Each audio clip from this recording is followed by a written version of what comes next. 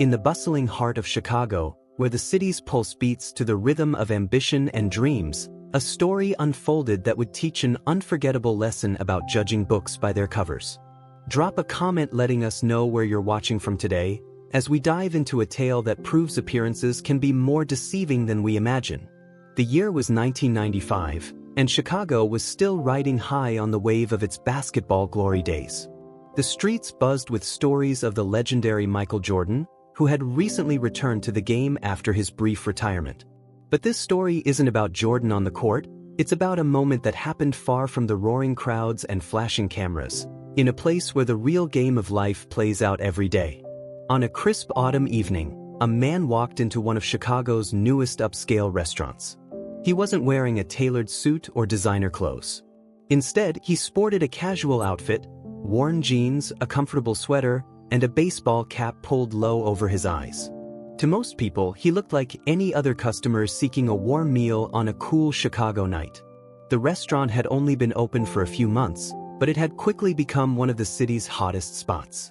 Its modern decor, innovative menu, and exclusive atmosphere attracted Chicago's elite, those who didn't just want dinner, but an experience. The kind of place where reservations were hard to come by, and the wait staff was trained to treat every guest like royalty, or at least, that was the expectation. As the casually dressed man made his way to a quiet corner table, the restaurant hummed with the gentle clinking of fine china and the murmur of sophisticated conversation. The soft lighting cast a warm glow over the dark wood interior, creating an atmosphere of understated luxury. But luxury, as everyone would soon learn, isn't always about what's on the surface. The man settled into his seat, quietly observing the room around him.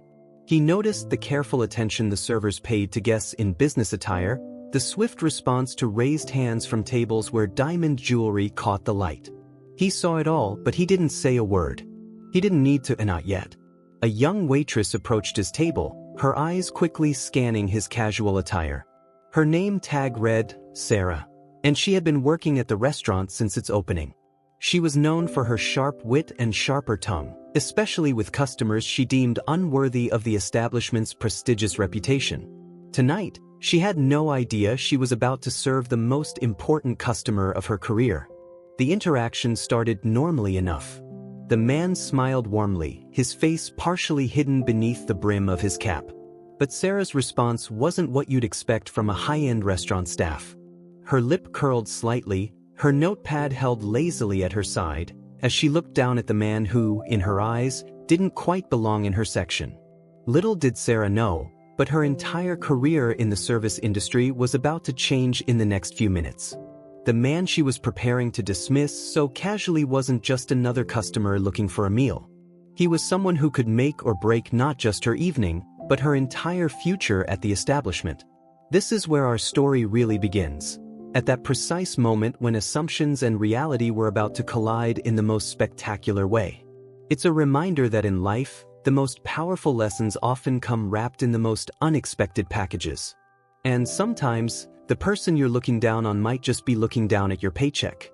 The tension in the air was palpable, though only one person at the table knew why.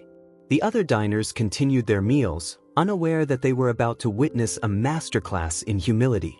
The man in the baseball cap sat quietly, his demeanor calm and collected, as Sarah approached with an attitude that would soon become legendary in Chicago's restaurant scene for all the wrong reasons.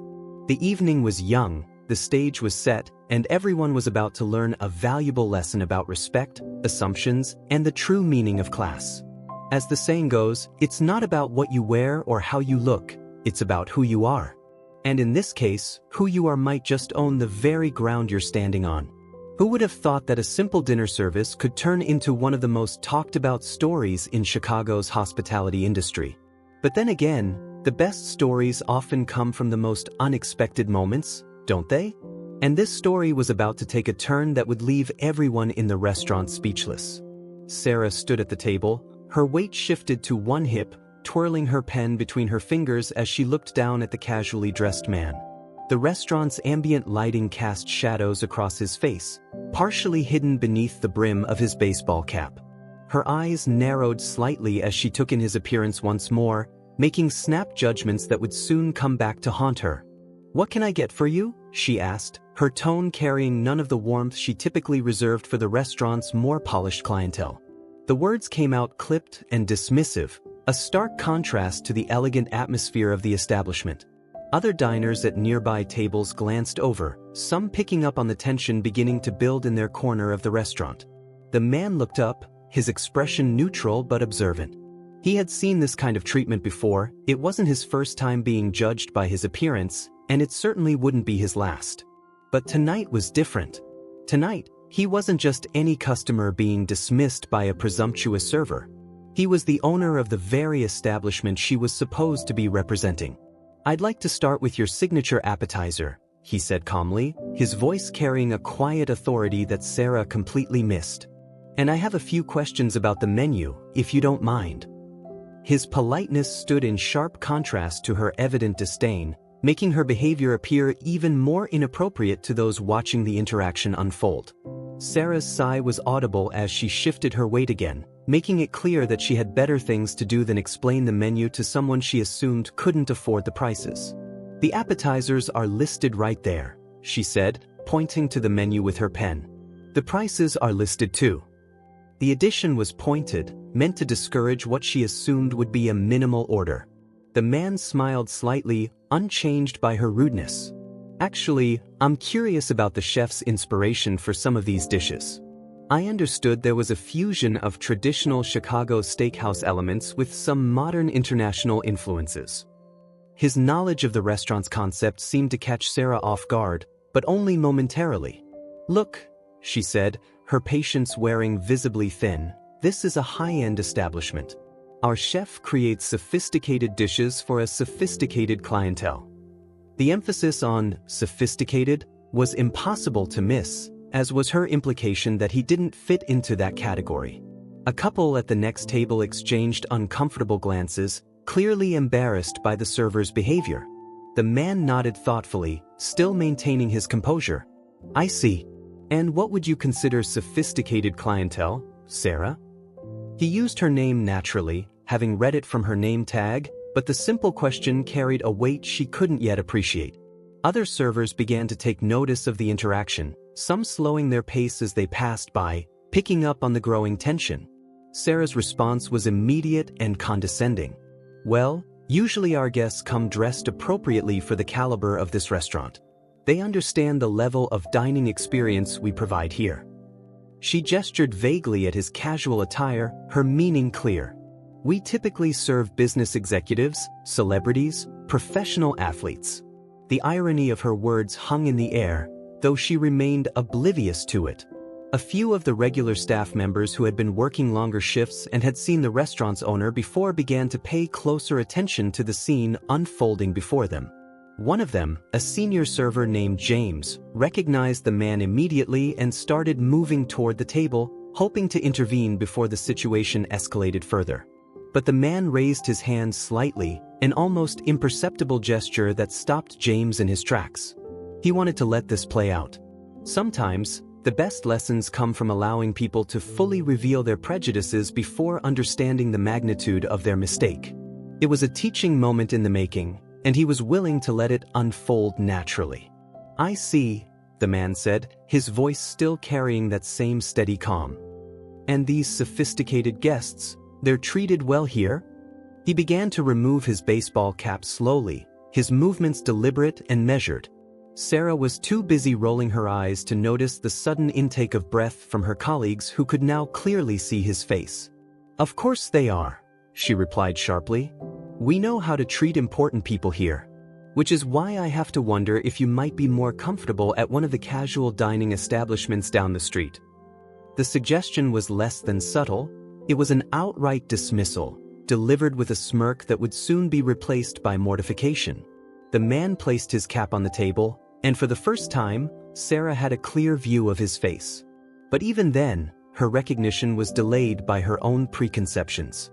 She was so convinced of her initial judgment that she couldn't immediately process who was sitting before her. The realization would come, but not quite yet. "Actually," he said, his voice taking on a slight edge for the first time, "I'm quite comfortable right here. In fact, I'd say I'm exactly where I need to be." He reached into his pocket and pulled out a business card, placing it carefully on the table.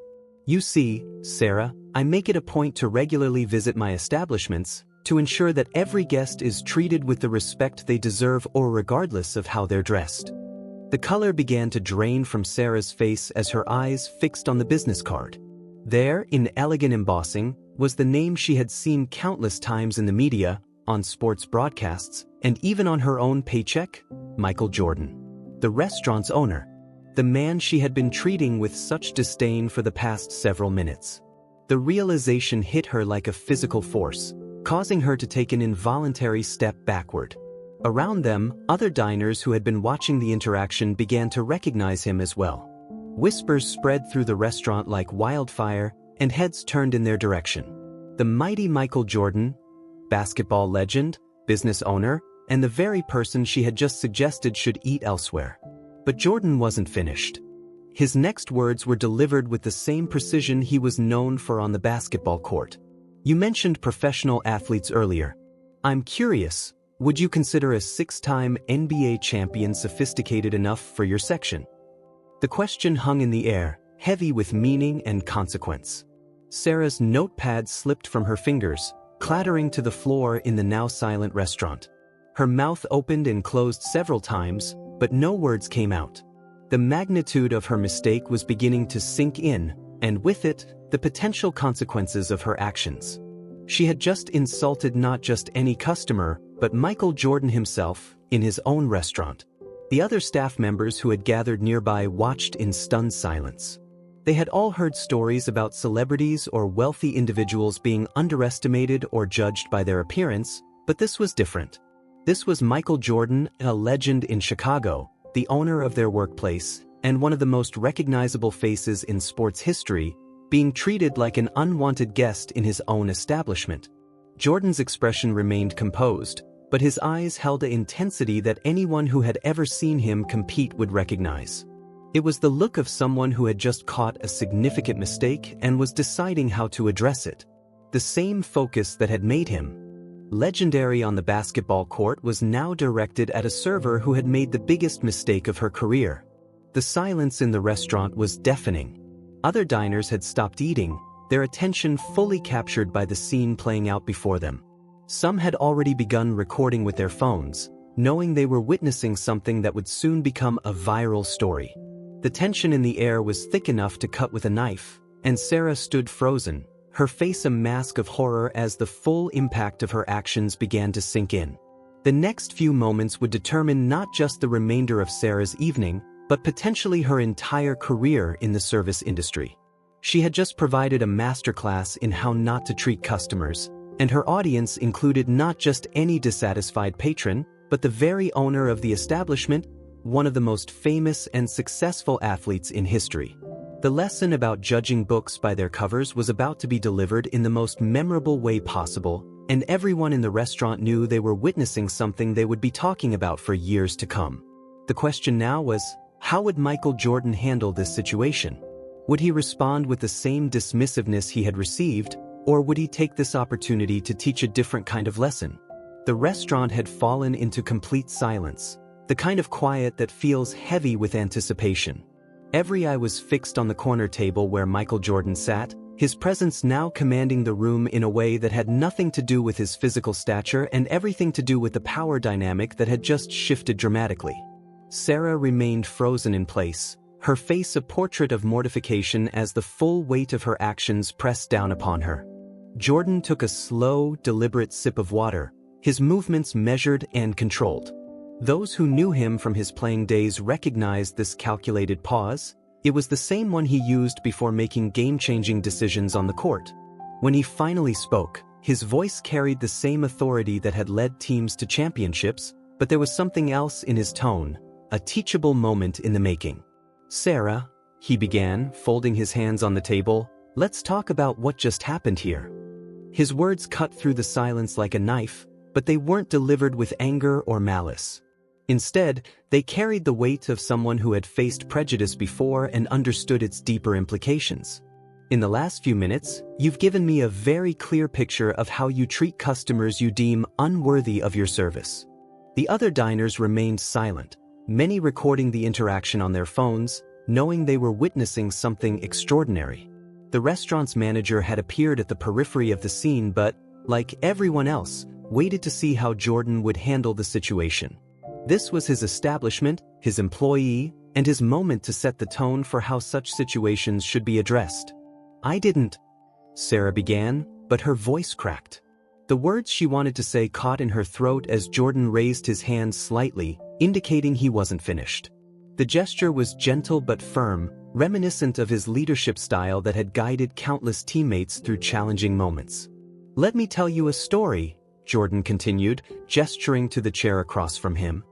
"Please, sit down." It wasn't a request, but neither was it a command. It was an invitation to learn. Sarah lowered herself into the chair, her movements stiff with anxiety. "When I was growing up in North Carolina, I learned early on that people make assumptions. They look at you and decide what you're worth before you ever open your mouth." The restaurant remained hushed, every person straining to hear Jordan's words. Even the kitchen staff had emerged to witness this unprecedented moment. "I've been on both sides of this equation," he continued. "I've been the person dismissed because of how I looked, and I've been the person others scramble to impress. Want to know what I learned?" Sarah nodded mutely, her hands clasped tightly in her lap. Jordan leaned forward slightly, his presence both intimidating and instructive. "The true measure of a person isn't how they treat someone they think is important, it's how they treat someone they think isn't important at all. Tonight, you showed me exactly who you are when you think no one of consequence is watching." His words resonated through the restaurant, causing several other servers to shift uncomfortably, perhaps reflecting on their own biases and behaviors. Jordan continued, his voice taking on a more contemplative tone. "You know, when I decided to open this restaurant, I had a vision. It wasn't just about serving great food or creating an exclusive atmosphere. It was about building a place where everyone who walks through those doors is treated with dignity and respect." He gestured around the room, drawing attention to the diverse mix of diners. "Look around. Every person here has a story. That couple in the corner celebrating their anniversary? They saved for months to eat here. The young entrepreneur in the designer suit? He grew up in a neighborhood where fine dining was just a dream. You can't read these stories from their clothes or their appearance." Sarah's eyes had begun to fill with tears, but Jordan wasn't finished. His next words were delivered with the precision of a well-aimed jump shot. "The irony is, you mentioned professional athletes earlier. Did you know that many of my former teammates come here regularly? They don't always wear suits. Sometimes they come in wearing jeans and baseball caps, just like I did tonight. Would you have treated Charles Barkley or Scottie Pippen the same way?" The question hung in the air, rhetorical but powerful. Some of the regular customers who recognized the names nodded knowingly. They had seen those very athletes in casual attire, receiving impeccable service from other staff members who understood that respect transcends appearance. "Here's what's going to happen now," Jordan said, his tone shifting to something more businesslike. "First, I want you to understand that this isn't just about you disrespecting me. This is about a pattern of behavior that has no place in any establishment, let alone one that bears my name." He paused, letting the words sink in. "I could fire you on the spot. It would be well within my rights to do so." Sarah's sharp intake of breath was audible, and several nearby diners leaned forward, anticipating the verdict. But Jordan had always been known for unexpected plays, and this situation would prove no different. "However," he continued, "I believe in learning from our mistakes. So instead of firing you, I'm going to have you work every position in this restaurant for the next month." The surprise on Sarah's face was mirrored by those around them. Jordan elaborated, "You'll start as a dishwasher, then move to food prep, then hosting, and finally back to serving. At each position, you'll work alongside people who understand that every job and every person deserves respect. You'll learn what it means to be part of a team that values dignity over appearances." He reached into his pocket and pulled out another business card, this one different from the first. "And after that month, you'll spend a day working with my charitable foundation, serving meals to people who can't afford to eat at restaurants like this. Because sometimes the best way to learn humility is to serve those who have nothing but their dignity." The lesson being delivered was clear to everyone watching. This wasn't just about correcting bad service, it was about transforming a mindset. Jordan's approach to the situation reflected the same strategic thinking that had made him legendary on the basketball court, but now applied to a different kind of game. "The choice is yours," Jordan said, placing the foundation's card on the table. "You can walk out that door right now and find another job, or you can take this opportunity to learn and grow. Either way, you'll have a story to tell about the night you judged the wrong person in the wrong restaurant." Sarah reached for the card with trembling fingers, her decision clear in the movement. Around them, the restaurant had begun to buzz with quiet conversation, phones still recording, social media already lighting up with accounts of what was transpiring. But Jordan wasn't done, he had one final point to make. "And Sarah?" he said, causing her to look up from the card she was clutching. "I still want to order dinner. Why don't you take a few minutes to compose yourself, and when you come back, we'll start fresh. Show me the kind of service every guest in this restaurant deserves, regardless of what they're wearing or who you think they might be." As Sarah stood on shaky legs and made her way to the back of the restaurant, Jordan's words followed her, loud enough for everyone to hear. "Remember, it's not just about serving food, it's about serving people. And every person who walks through that door deserves to be treated like a champion." The impact of the moment wasn't lost on anyone present. They had witnessed not just a confrontation, but a masterclass in leadership, humility, and the power of turning a negative situation into an opportunity for growth. As conversations resumed around the restaurant, one thing was clear: this story would be told and retold, a powerful reminder that true class has nothing to do with clothes and everything to do with character. The story of what happened that night at Jordan's restaurant spread through Chicago like wildfire, then across the country through social media and news outlets. What began as a simple dinner service transformed into a viral sensation that sparked conversations about prejudice, humility, and the true meaning of class. But the real story wasn't in the viral videos or news headlines, it was in what happened in the days, weeks, and months that followed. Sarah returned to the table that night a changed person, her hands still trembling slightly as she took Jordan's order. But this time, her approach was different. Gone was the condescending attitude, replaced by genuine humility and attentiveness. Jordan ordered several dishes, taking time to discuss each one, sharing stories about why certain items were on the menu and what they meant to him. He treated her with the same respect he'd shown from the beginning, demonstrating through actions rather than words how professional interactions should unfold. The next morning, Sarah arrived at the restaurant before dawn, reporting for her first shift as a dishwasher. The kitchen staff had heard about what happened, but Jordan had made it clear, this wasn't about punishment or humiliation. It was about understanding the heart of the service industry from the ground up. In the steamy dish pit, Sarah worked alongside Jose, a dishwasher who had been with the restaurant since its opening. He taught her more than just how to clean plates efficiently. He showed her how every role in the restaurant was integral to its success. As word of Jordan's response spread throughout the hospitality industry, other restaurant owners began implementing similar training programs. The incident had sparked a broader conversation about service industry culture and the importance of treating every customer with dignity. Jordan's approach, choosing education over termination, became a case study in effective management and transformative leadership. During her time in food prep, Sarah worked with Chef Maria, who had climbed the culinary ladder from dishwasher to head chef. Maria shared stories of her own journey, of times when people had underestimated her, and how she had learned to let her work speak louder than any preconceptions. Together, they prepared the very dishes Sarah had previously described so dismissively to Jordan, and she learned the story behind each recipe, the passion and creativity that went into every plate. The hosting position offered its own revelations. Sarah watched as regular customers, CEOs, athletes, and celebrities came and dressed in everything from designer suits to casual wear. She observed how the best hosts treated everyone with the same warm welcome, never making assumptions based on appearances. She began to recognize faces not for their status, but for their humanity. The businessman who always asked about his favorite server's family. The modestly dressed couple who turned out to be major philanthropists. The delivery driver who saved up for months to celebrate his daughter's graduation. But it was her day at Jordan's charitable foundation that left the most lasting impact. There, she served meals to people who couldn't afford to eat at restaurants like Jordan's.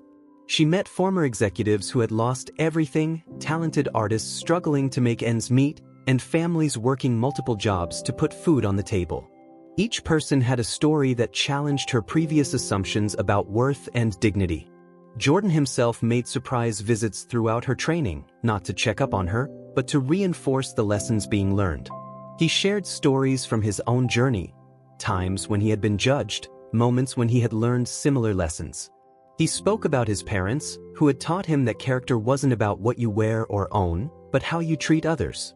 These conversations, away from the spotlight and cameras, showed a side of Jordan that few got to see. Not just a sports legend and business owner, but a teacher and mentor. The impact rippled beyond just one restaurant or one server. Other establishments began asking their staff to rotate through different positions, gaining appreciation for every role. Customer service training programs incorporated the story, using it to illustrate the importance of treating everyone with respect. Jordan's response became a template for turning moments of conflict into opportunities for growth.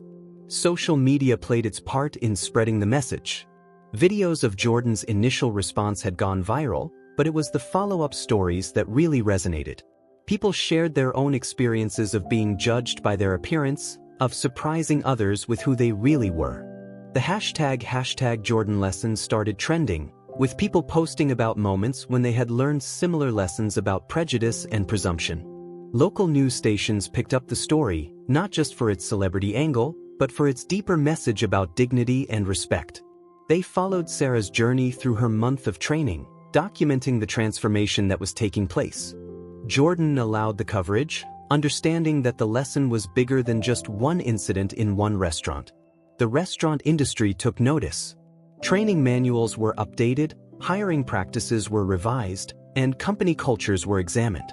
The incident sparked discussions about implicit bias in customer service, leading to wider conversations about how businesses could create more inclusive environments for both employees and customers. Regular customers who had witnessed the original incident began sharing their own observations of the changes they saw in Sarah.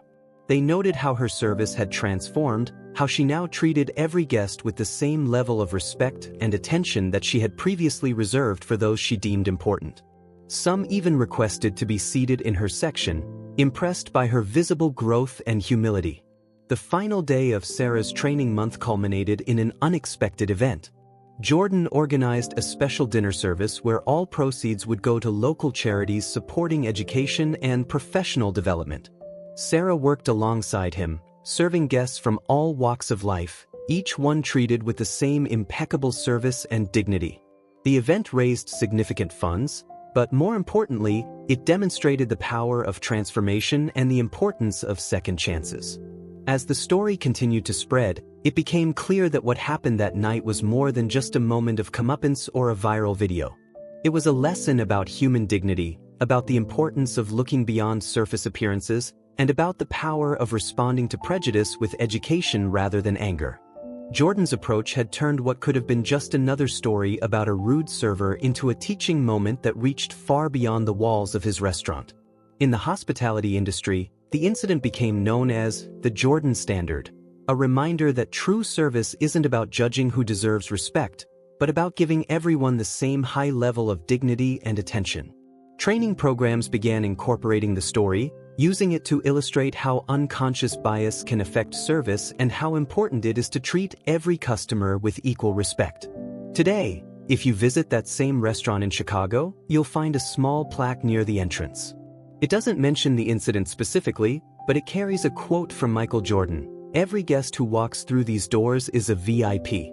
Treat them that way."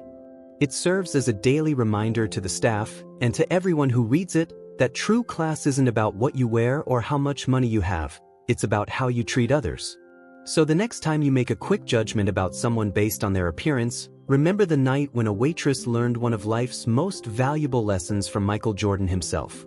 Because sometimes the biggest teaching moments come from the most unexpected situations, and the most important judges of character aren't the ones looking at your clothes, but the ones looking at your heart. Remember to leave a comment below sharing your own stories of times when appearances proved deceiving, and don't forget to like and subscribe for more stories that remind us of the importance of treating everyone with dignity and respect. Because in the end, we're all just people, deserving of the same courtesy, regardless of what we wear or who we appear to be.